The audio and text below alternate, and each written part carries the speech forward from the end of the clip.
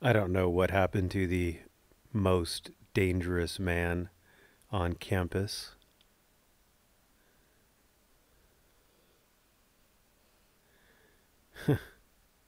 So he's all excited now that Earl has made bail.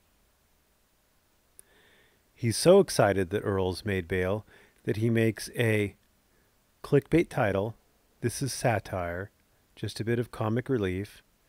A lot of trolls out there thought they could trash, attack, and assassinate Earl because they thought he would be in jail for a long time. Well, um, speaking as someone who's been trashing, attacking, and I guess metaphorically assassinating Earl for quite some time, no, I do it because I believe in free speech.